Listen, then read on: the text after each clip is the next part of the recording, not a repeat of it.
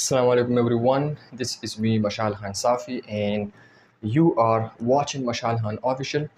तो dear students, आज के लेक्चर में हम बात करने वाले हैं टाइप ऑफ वेव्स के बारे में। इससे प्रीवियस लेक्चर में हमने वेव्स को समझा था, वेव्स का कंसेप्ट देखा था कि वेव्स होता क्या है। उसको थोड़ा सा समराइज़ करते हैं। वेव्स के बारे में हमने कहा था कि वेव्स हमारे पास क्या है। Waves is a periodic disturbance produce in a medium. जब आप किसी भी मीडियम में क्या करें, किसी भी मीडियम के पार्टिकल्स को आप क्या करें, डिस्टर्ब करें। उस डिस्टर्बेंस की वजह से उस मीडियम के पार्टिकल्स जो है वो मोशन शुरू करते हैं। किस तरह मोशन शुरू करेगा? वो टू एंड फ्रो मोशन शुरू करेगा। इस टू एंड फ्रो मोशन को हम वाइब्रेशन कहते हैं और उसी वाइब्रेशन की वजह से वो क्या करेगा, एनर्जी को एक जगह से दूसरी जगह तक ट्रांसफ़र करेगा। इसी को हम क्या कहते हैं? इसी को हम वेव्स कहते हैं। तो waves is a carrier of energy or wave is a travelling disturbance. Waves is energy carrier. Wave हमारे पास क्या है? ये एनर्जी कैरियर है, एनर्जी को ट्रांसफ़र करती है एक जगह से दूसरी जगह तक। ठीक है, किस तरह? Through vibration. इसमें particles just to and fro motion करेंगे और एक जगह से दूसरी जगह तक ये ट्रांसफ़र नहीं करेंगे। ओनली एनर्जी जो है वो एक पार्टिकल दूसरी पार्टिकल्स को ट्रांसफ़र करेगा, दूसरा तीसरी को, और इस तरह एनर्जी जो है वो ट्रेवल करेगा। अब वेव्स के हमारे पास टू टाइप्स है on the basis of medium, याद रखना है। ठीक है, हम मीडियम के लिहाज से देखते हैं कि on the basis of medium waves की टू टाइप्स है। एक है हमारे पास मैकेनिकल वेव्स और एक है हमारे पास इलेक्ट्रोमैग्नेटिक वेव्स। तो आइए देखते हैं कि मैकेनिकल वेव्स का क्या मतलब है और इलेक्ट्रोमैग्नेटिक वेव्स का क्या मतलब है। मैकेनिकल वेव्स, अगर हम इसकी मीनिंग को देख लें, मैकेनिक्स, हमने चैप्टर नंबर 1 क्लास 9th में, चैप्टर नंबर 1 में ब्रांचेस ऑफ फिज़िक्स में सबसे पहले ब्रांच को पढ़ा था मैकेनिक्स।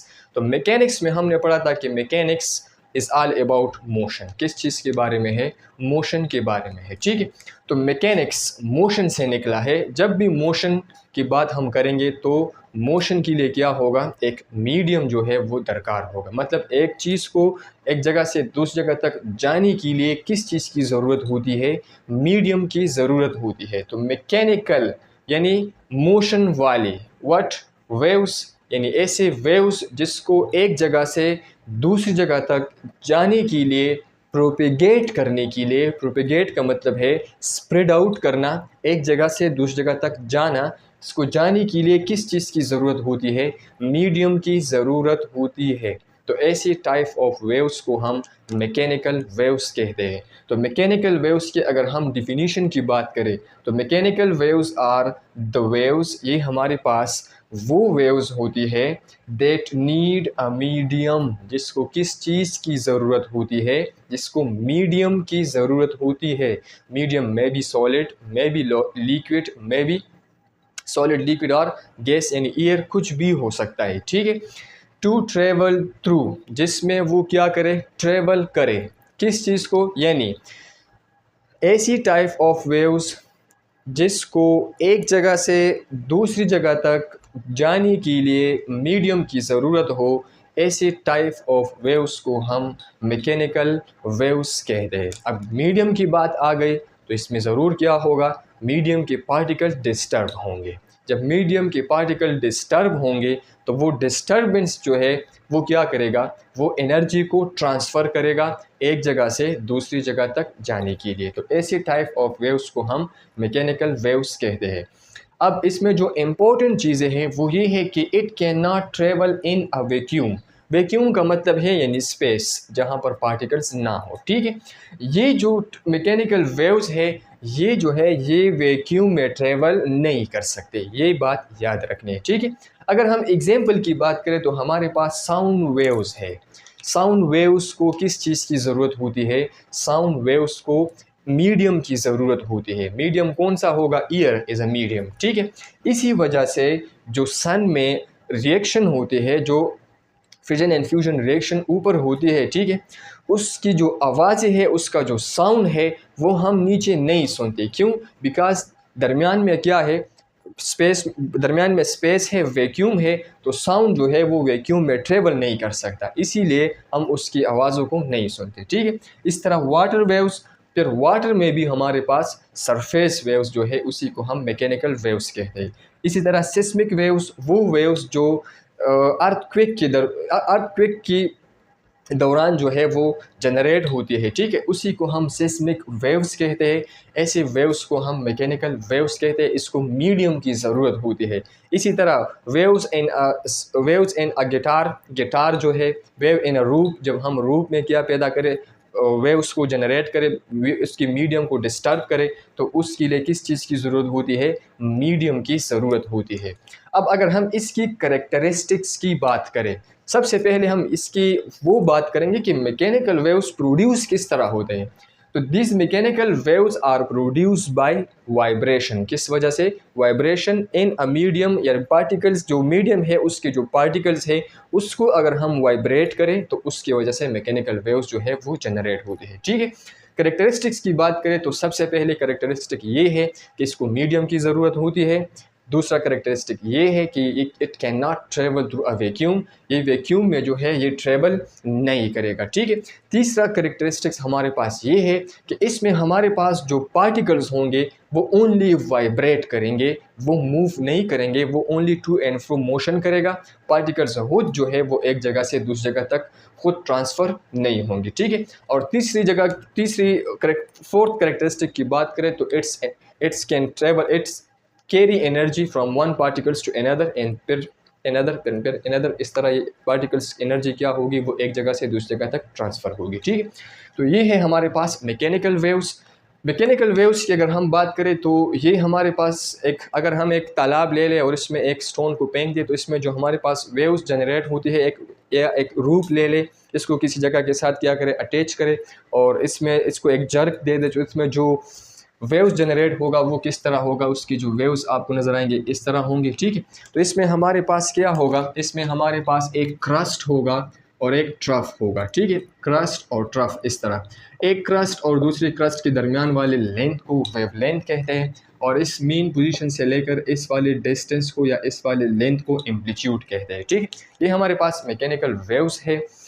फिर मैकेनिकल वेव्स की टू टाइप्स है, एक है हमारे पास ट्रांसवर्स वेव्स, एक है हमारे पास लॉन्गिट्यूडनल वेव्स। ये भी याद रखना है कि मैकेनिकल वेव्स जो है इसका जो नेचर है वो ट्रांसवर्स भी हो सकता है, वो एक ट्रांसवर्स है, एक लॉन्गिट्यूडनल वेव्स है। इसके बाद इंशाल्लाह अगला लेक्चर इसी पे हम लेंगे। ठीक है, इसके बाद है हमारे पास इलेक्ट्रोमैग्नेटिक वेव्स। सबसे पहले इसको डिफ़ाइन करते हैं कि इलेक्ट्रोमैग्नेटिक वेव्स का मतलब क्या है। ठीक है, इलेक्ट्रोमैग्नेटिक वेव्स आर वेव्स, ये हमारे पास वो वेव्स होती है that can travel through vacuum, जिसको एक जगह से दूसरी जगह तक जाने के लिए मीडियम की ज़रूरत नहीं हो। तो ऐसे टाइप ऑफ वेव्स को क्या कहते हैं, इलेक्ट्रोमैग्नेटिक वेव्स कहते हैं। यानी ये स्पेस में भी ट्रेवल करते हैं, ये वैक्यूम में भी ट्रेवल करते हैं। ठीक है, as well as through a medium हो या ना हो, ये क्या करते हैं, ये ट्रेवल करते हैं, एक जगह से दूसरी जगह तक ये ट्रांसफ़र एनर्जी को क्या करते हैं, ट्रांसफ़र करते हैं। अब इसके बाद ये है कि इलेक्ट्रोमैग्नेटिक वेव्स को हम किस तरह जनरेट करते हैं, how electromagnetic waves can be produce. ठीक है, तो electromagnetic waves can be produce by electric and magnetic field. किसकी वजह से, इलेक्ट्रिक और मैग्नेटिक फील्ड की वजह से।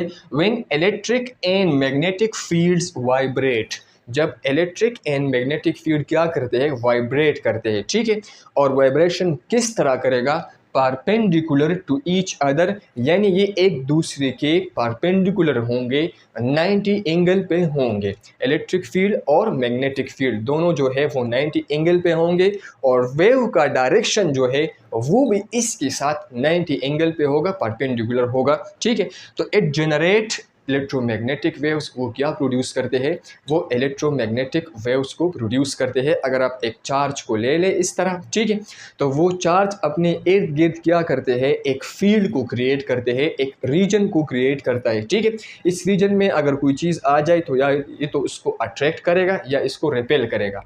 अगर ये वाइब्रेट करे इस तरह, ठीक है, तो ये फील्ड भी इसके साथ क्या होगा, आगे पीछे इस तरह। इसीलिए इसकी वजह से जो इलेक्ट्रिसिटी है वो जनरेट होती है, ठीक है।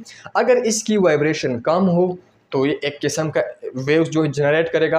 अगर इसकी वाइब्रेशन ज़्यादा हो जाए, ठीक है, और आप दूसरा एक फील्ड यहाँ पर, एक मेटल यहाँ पर लेके आए, तो इसके जो अंदर पार्टिकल्स है वो भी इसके साथ क्या होंगे, वो भी इसके साथ इस तरह टू एंड फ्रो मोशन शुरू करेंगे, ठीक है। तो इसका मतलब ये है कि दरमियान में क्या है, स्पेस है। तो यहाँ की जो फील्ड है वो यहाँ पर ट्रांसफ़र हुआ और यहाँ पर इसकी जो पार्टिकल्स है वो भी वाइब्रेट करने लगे। इसी को हम इलेक्ट्रोमैग्नेटिक वेव्स कहते हैं, ठीक है।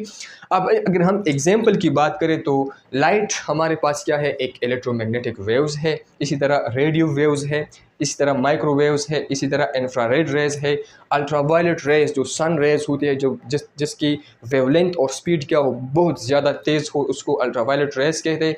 एक्स रेज है, एटसेट्रा। ये सारे हमारे पास क्या है, ये हमारे पास इलेक्ट्रोमैग्नेटिक वेव्स है। तो ऐसे वेव्स जिसको प्रोपेगेट करने के लिए, एक जगह से दूसरी जगह तक जाने के लिए मीडियम की ज़रूरत ना हो, तो ऐसे वेव्स को इलेक्ट्रोमैग्नेटिक वेव्स कहते हैं।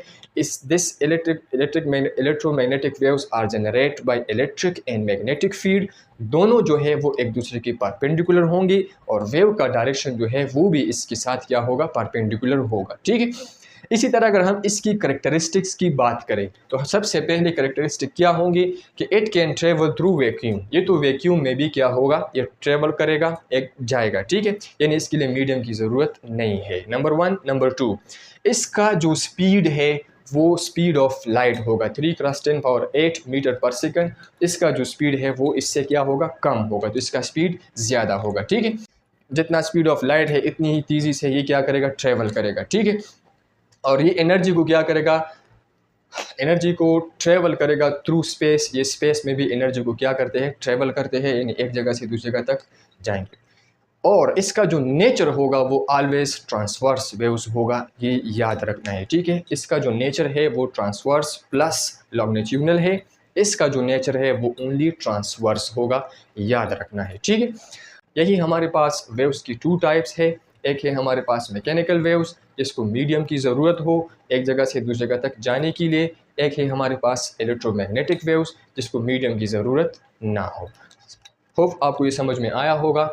Thank you very much for listening. If you have any question, you can ask in the comment section. Thank you.